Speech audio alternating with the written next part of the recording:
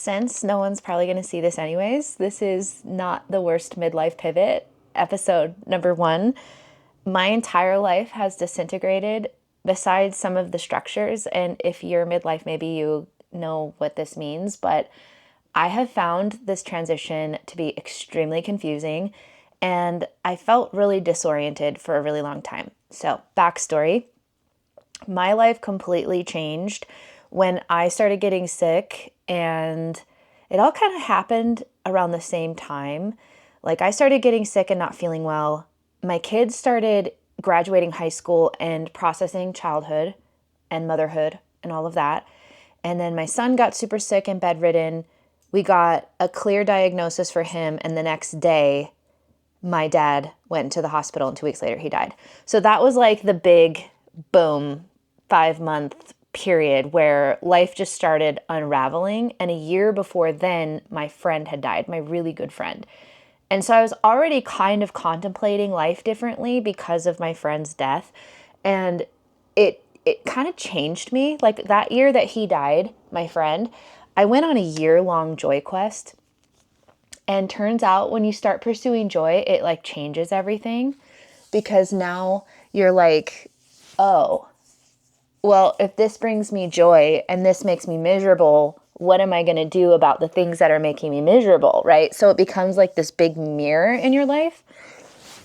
And so after my dad died, I have a lot of stories that I could tell, but basically I started to get even more sick, and I had no diagnoses at this point. It was just, I was becoming more and more unable to carry on the way that life would normally carry on. And at the time, I was running a multi-6-figure business. I owned a negotiation agency where I would be hired as a negotiation expert in people's settlements, divorces, prenups. People would bring me in their businesses, and I was really good at it. It was like something that I had really cultivated a skill for.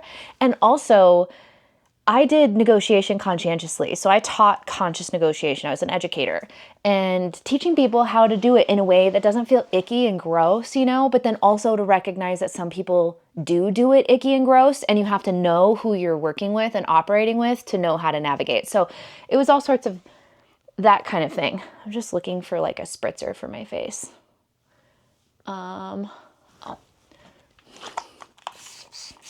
So anyways, this video is completely unscripted, by the way. So a year ago, after I had been super sick for 6 months, I started getting diagnoses, but we still didn't totally know what was going on. Like I was diagnosed with pernicious anemia, which is a vitamin B12 deficiency, completely altered my life. I'll be on injections of B12 forever. But I had brain damage and spinal cord damage from this deficiency. So I was like losing function in my face. The right side of my body was lots of nerve pain, like muscle weakness, dead arm. It was really bad. Sometimes it was even hard to hold a pen and grip a pen. So this was like life altering, right? I had to let go of my business because I couldn't think straight. I was having a hard time remembering things. And so then my income went to zero, and I started living on my emergency fund. This was a year ago at the end of May that I let go of my business. Hopefully you're tracking. Then I thought, oh, for sure, I'll take the summer. I'm going to unplug. I'm going to focus on my health recovery. And then I'm going to pivot and find another business, and it's going to be fine. Mid-July, I got into a car accident, and then I had a brain injury. And I swear to you, I've told so many people this. I hit my head so hard, I feel like it knocked me into another timeline. It went straight to my heart chakra, Like all of a sudden, I'm seeing life completely differently. My car had flipped. I crawled out of my vehicle. I went to the hospital. I came home. I've never been the same since. So throughout all of this has been like this undercurrent of an awakening of sorts. And that's why I call it not the worst midlife pivot, because deep down, I know that this pivot and this change is here for a reason. And it's just really deeply uncomfortable. And so I started leaning into change and realizing a lot of things about change. Like, it's literally you. Like, you are change. And the more I leaned into this idea of like, life is different now, and the experience that life is different now, the more disoriented I became. And so it's been really confusing. And at first I thought maybe I was doing something wrong, because I was like, why is life so confusing?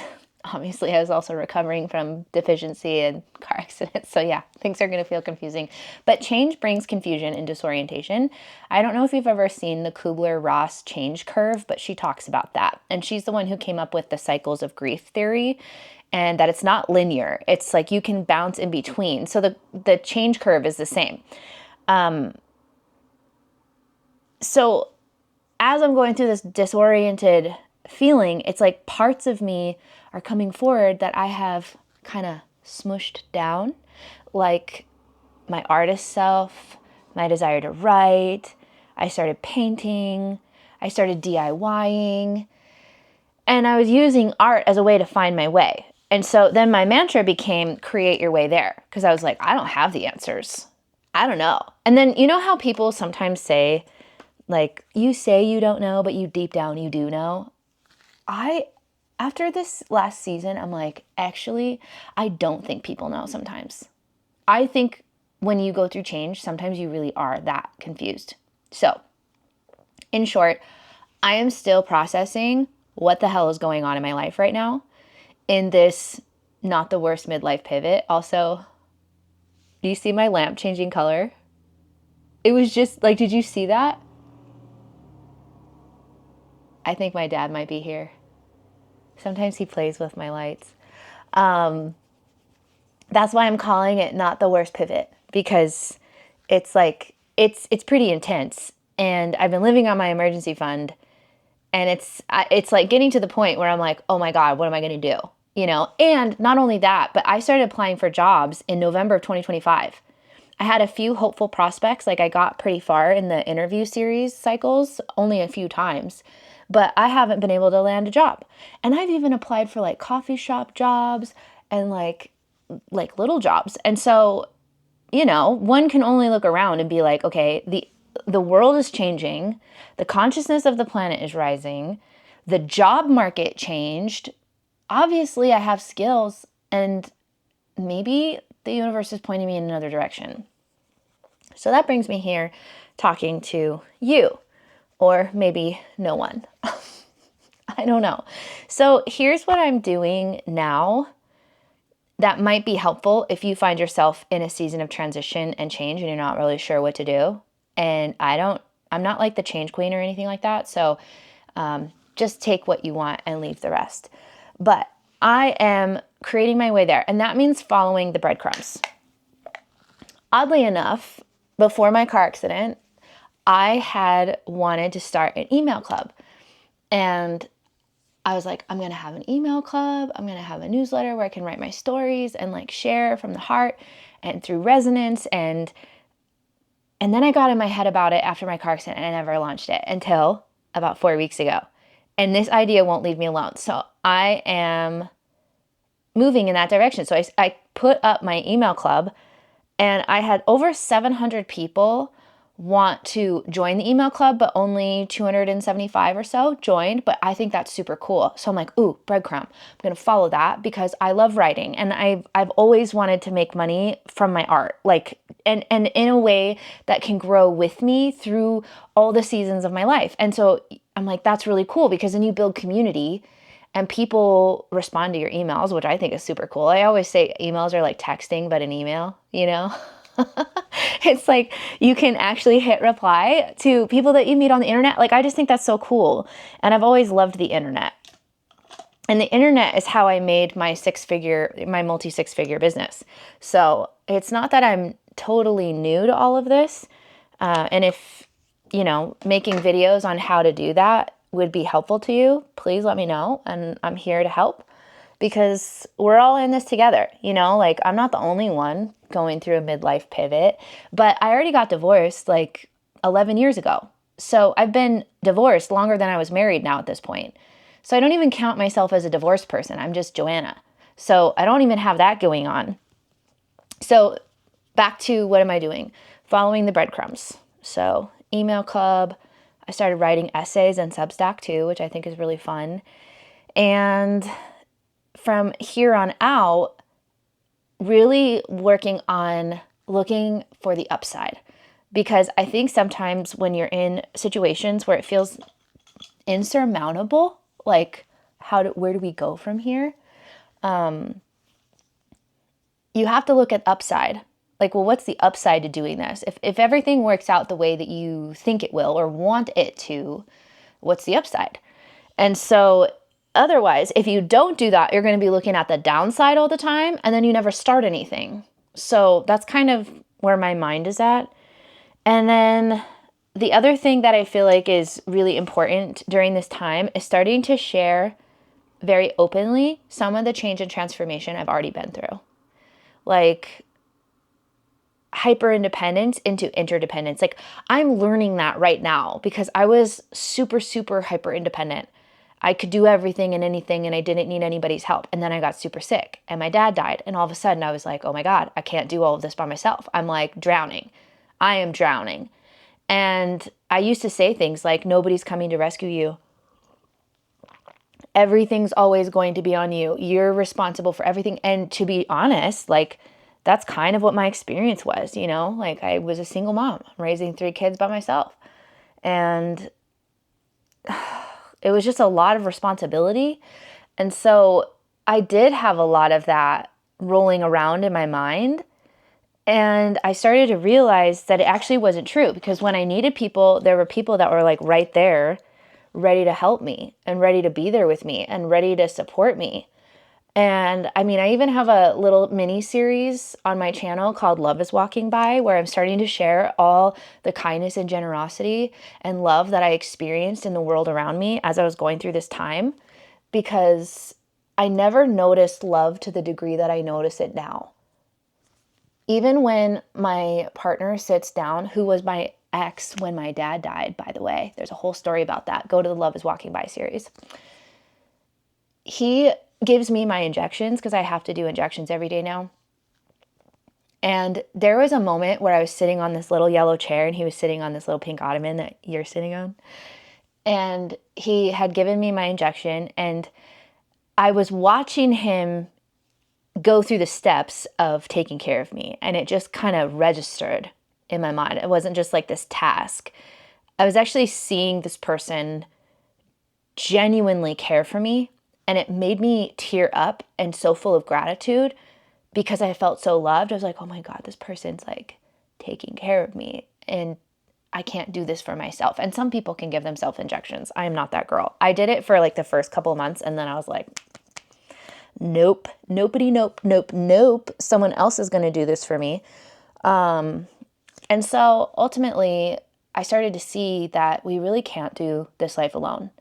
And this idea of independence is kind of a facade. Like I think autonomy is a very different thing. Like being able to have autonomy and agency to live life without asking for permission is really important in feeling empowered in your life.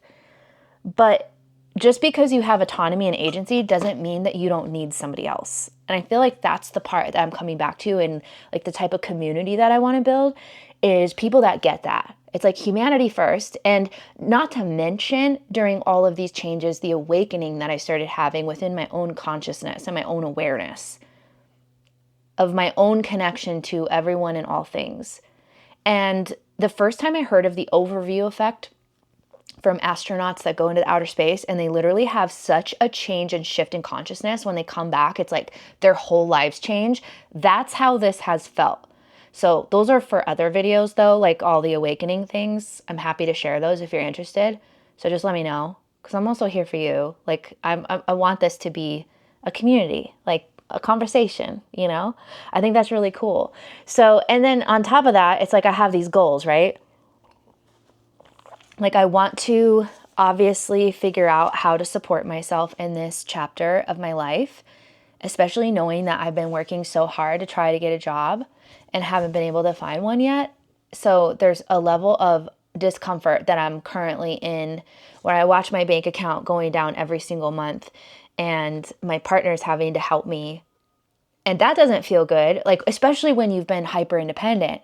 Like, the idea of someone helping you with that stuff is so hard. It's so uncomfortable. I could do a whole video on hyper independence and how I've been able to soften and all of the experiences that I've gone through to allow that to happen. But the discomfort, whoa. I've had the courage to change in the last 2 years. I'm so excited. Like, I've changed so much, but now I'm acclimating to what's new. So those were my bullet points for this video. And also I'm celebrating because as a result of me starting to show up and do things a little differently, my dachshunds, Greta and Ruby, got their first PR package. And I've never done anything like that before. So I'm calling it puppy PR, which I think is really fun because play is a big theme of my life. Like, I've been so responsible for so much for so long that play feels irresponsible. Like, I know in my head it's not, but that's how it feels. And so it's hard for me to play. So I was like, oh my God, that's so cool that my first PR package is like so non-serious. But it's like Greta and Ruby, they've got some stuff in here. I'll have to do a little vlog with you because we're going to go out to celebrate. They're going to get pup cups for this. So if you're interested in that journey, you should come back and follow me for more. And also, yeah, I'm an open book. So if you need help with anything or you have questions, and I know you're probably nosy because I'm kind of nosy with people online, so feel free to like ask questions too. I want this to feel like a community, and that's important to me. So, oh yeah, and then don't forget, if you want my Saturday morning emails, to go join my email club. I sent an email out this morning, and then you get access to the archives. Like, there's a couple already in there for you. So, okay. I'm going to go, and I'll see you in the next episode. Oh yeah, I'll title it, Not the Worst Midlife Pivot. I feel like that was so unnecessary. Okay, bye.